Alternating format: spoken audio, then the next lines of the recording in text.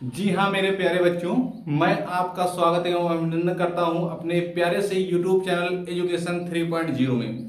बेटा, जैसा कि आपको पता होगा कि आज शुभम सर लेकर आए हैं उत्तल दर्पण द्वारा प्रतिबिंब का बनना। क्या लेकर आए हैं? उत्तल दर्पण द्वारा प्रतिबिंब बनना। इसके पहले जो हम वीडियो बनाए थे बेटा, उसमें बताए थे अवतल दर्पण द्वारा प्रतिबिंब का बनना और उनकी 6 स्थितियों के बारे में हम बताए थे। और उसको देखने के बाद आप लोग इस वीडियो को देखना कि उत्तल दर्पण द्वारा प्रतिबिंब का बनना कैसे होता है बेटा। तो हम ये जानेंगे इसमें। तो सबसे पहले हमको उत्तल दर्पण पता होना चाहिए, और उत्तल दर्पण और अवतल दर्पण हम पहले एक वीडियो में बता चुके हैं। तो उत्तल दर्पण होता क्या है? वह दर्पण जिसके अंदर की ओर पालिश हो तथा बाहर की ओर पालिश ना हो, वह दर्पण कौन सा दर्पण कहलाता है? उत्तल दर्पण कहलाता है। और ये उत्तल अवतल दर्पण जो होते हैं वो किसके भाग होते हैं? गोलीय दर्पण के भाग होते हैं। तो बेटा हम यहां से बात करेंगे। सबसे पहले एक उत्तल दर्पण बना लेते हैं। मान लेते हैं ये कोई एक उत्तल दर्पण है। इसके अंदर और हम क्या कर दिए? पॉलिश कर दिए। अंदर की ओर क्या कर दिया बेटा? पॉलिश कर दिया गया। इसमें M1 मानते हैं, इसको क्या मानते हैं? M2 मान लेते हैं। यहां से कोई रेखा डालते हैं, इसको हम P मानते हैं, ध्रुव। और यहां पर फोकस और इसका वक्रता केंद्र यहां C मान लेते हैं बेटा। और यहीं पर आगे बढ़ाते हैं, इसको डॉट डॉट यहां पर मान लेते हैं कहीं पर इन्फिनाइट है। क्या है बेटा? इन्फिनाइट है। तो हम कह सकते हैं कि अगर कोई वस्तु कहां पर रखी जाए? अनंत पर रखी जाए। अगर मान लेते हैं यहां पर कोई वस्तु रखी जाती है, ऑब्जेक्ट रखा जाता है, ये हमारी वस्तु होती है और वस्तु को हम लोग इंग्लिश में ऑब्जेक्ट कहते हैं। अगर बेटा यहां पर कोई वस्तु रखी जाती है और इसमें हमको प्रतिबिंब बनाना होता है, तो जब हम कह सकते हैं जब कोई वस्तु, पहले स्टेप में हम ये लिख सकते हैं, जब वस्तु कहां पर हो? अनंत पर हो तो। क्या बताएगा बेटा? जब वस्तु अनंत पर हो तो। अब इसमें हम इसके मुख्य अक्ष के समांतर रेखाएं डालते हैं इस दर्पण पर, और जैसे ही डालेंगे, जैसे दर्पण टकराएंगे तो ये क्या वापस दिशा में आना प्रारंभ करेंगे। और जैसे बेटा आना प्रारंभ करें तो इसको हम डाटा ले लेते हैं कि मान लेते हैं ये कहीं यहीं फोकस से होकर जाती होंगी और ये कहीं यहीं से कटती हुई जाएंगी। तो ये दोनों एक दूसरे को जहां काटेंगी, इसका प्रतिबिंब यहीं पर बनेगा। तो जब वस्तु कहां पर होनी चाहिए? अनंत पर। तो प्रतिबिंब कहां पर बनता है बेटा? फोकस पर। और ये कैसा होता है? वस्तु से बहुत छोटा होगा। इसका जो आकार होता है क्या होता है? वस्तु से बहुत छोटा होता है। क्यों? क्योंकि हमको यहाँ पर कहीं कटिंग दिखाई नहीं दे रही बेटा, इसीलिए ये वस्तु की अपेक्षा जो इसका प्रतिबिंब होता है बहुत छोटा होता है। और इसकी जो प्रकृति होगी बेटा, ऊपर की ओर इसका प्रतिबिंब बनेगा। तो इसमें इसीलिए हम मानते हैं कि इसको हम बता सकते हैं जब जिस तरफ को वस्तु रखी है उसी ओर को प्रतिबिंब भी बन रहा, तो इसको हम बता सकते हैं बेटा कि ये आभासी व सीधा होगा। तो यहां पर हम प्रतिबिंब की स्थितियां लिख लेंगे, डालेंगे प्रतिबिंब, और प्रतिबिंब में डालेंगे स्थिति, आकार और प्रकृति। बेटा स्थिति में वस्तु कहां पर है? अनंत पर। तो प्रतिबिंब कहां बन रही है? फोकस पर। फोकस पर। आकार क्या है इसका?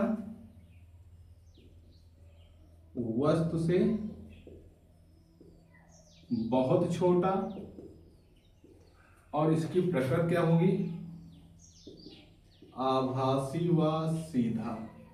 क्या होगा बेटा? आभासी व सीधा। एक बार और देख लीजिए, जब वस्तु कहां पर है? अनंत पर। तो प्रतिबिंब कहां बननी है? फोकस पर। और बिंदु आकार की बननी है, तो इसीलिए यहां पर वस्तु से बहुत छोटा इसका आकार और ऊपर की ओर बनेगी, तो इसीलिए इसमें कहा जा रहा है बेटा क्या हो जाएगा? आभासी व सीधा होगा। और फिगर और ये चीजें बना लीजिए जल्दी से बनाइए बेटा।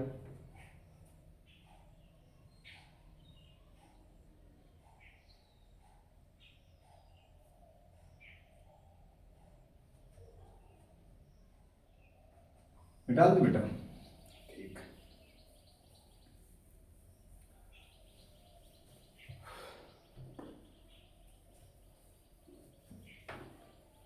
चलिए इस बार क्या करते हैं? सेकेंड स्टेप में हम लिखते हैं कि जब वस्तु कहां पर होती है? जब वस्तु अनंत अनंत व ध्रुव के बीच,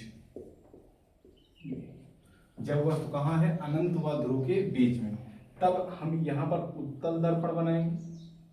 M1 M2 पॉलिश अंदर की ओर होती है, पॉलिश कर दी।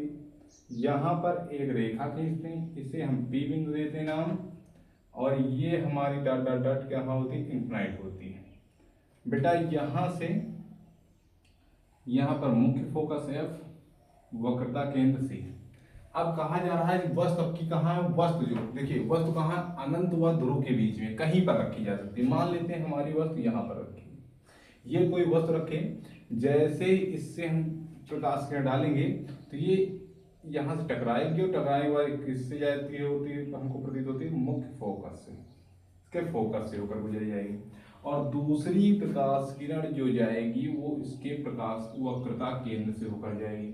और वक्र देखिए ये दोनों किरण यहाँ पर काट रहे हैं, तो इसका प्रतिबिंब यहाँ पर बन रहा है, नहीं बन रहा है, ये बन रहा है। तो हम कह सकते हैं बेटा वस्तु अगर कहाँ पर होगी, ध्रुव वक्रता की इनफिनाइट, और कहाँ पर होगी बेटा, ध्रुव के बीच में, कह सकते हैं अनंत और ध्रुव के बीच में जब वस्तु रखी जाएगी तो जो प्रतिबिंब बनेगा वो कहाँ बनेगा, ध्रुव और फोकस के बीच में। कहाँ बनेगा बेटा, ध्रुव और फोकस के बीच में। और इसका जो आकार है वो आपकी वस्तु से क्या है, छोटा है, आपकी हमको दिखाई दे रहा है, तो इसीलिए वस्तु से छोटा है। और देखो जिस तरफ को वस्तु रखी गई उसी तरफ को प्रतिबिंब बन रही है, तो हम इसको कह सकते हैं आभासी व सीधा होगी। इनकी दो स्थितियां होती हैं, और दोनों स्थितियों में ये आभासी व सीधा होती है बेटा।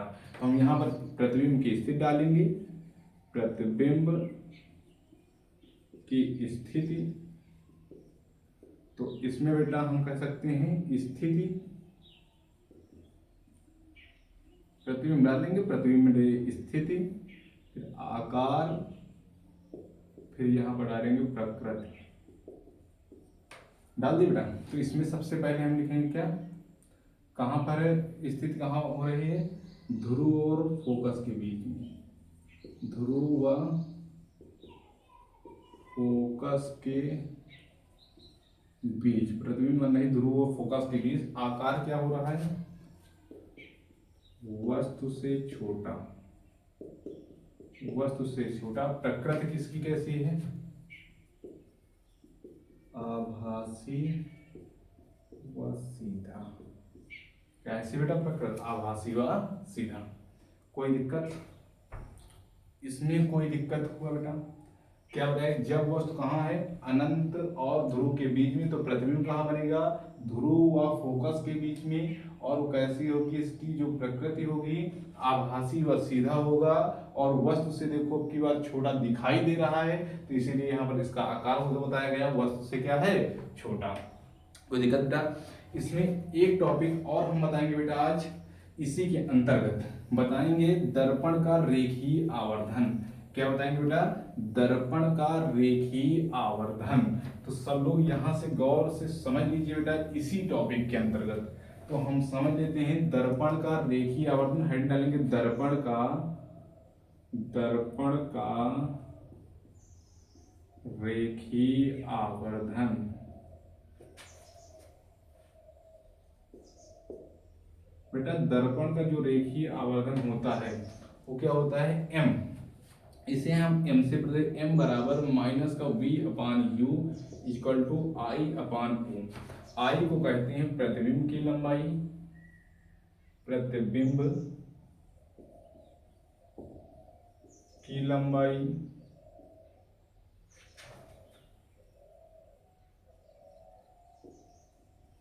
और इसे कहते हैं वस्तु की लंबाई। बेटा यहां से हम बात करेंगे अगर दर्पण की, और इसे प्रतिबिंब की दूरी, इसे वस्तु दूरी।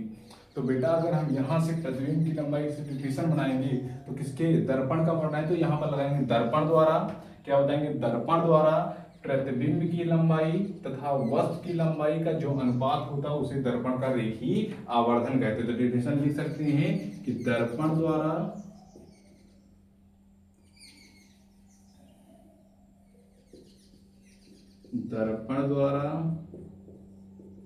प्रतिबिंब की लंबाई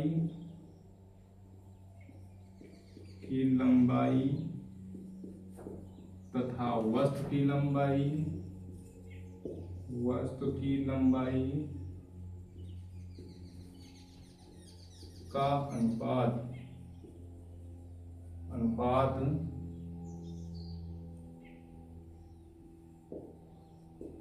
दर्पण का रेखीय आवर्धन कहलाता है।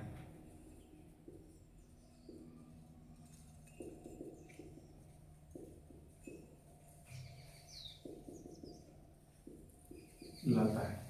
बेटा देखिए, अगर हम इसमें जो धनात्मक और ऋणात्मक, अगर कभी धनात्मक जो चिन्ह होता है वो सदैव ये दर्शाता है कि प्रतिबिंब कैसी है, आभासी व सीधा है, और ऋणात्मक चिन्ह ये दर्शाता है कि प्रतिबिंब जो है वास्तविक एवं उल्टा है। तो हम कह सकते हैं धनात्मक चिन्ह जो होगा ये दर्शाता है कि प्रतिबिंब, धनात्मक चिन्ह यह बताता है कि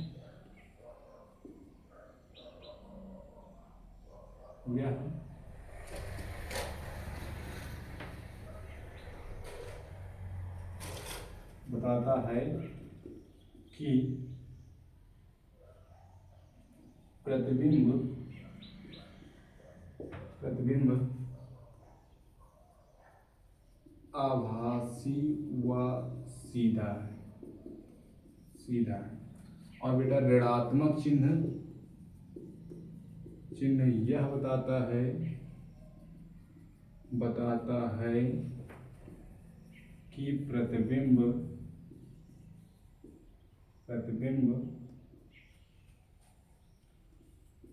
वास्तविक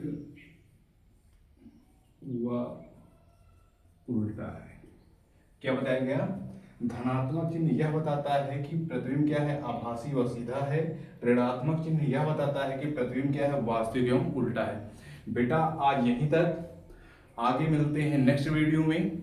अगर आप हमारे चैनल पे नए हो तो चैनल को सब्सक्राइब कर लो तथा बेल आइकन की घंटी को दबा दो बेटा, ताकि जब यहाँ से दूसरा वीडियो हम डालें तो आप तक जरूर पहुँचे, जल्द से जल्द पहुँच जाए।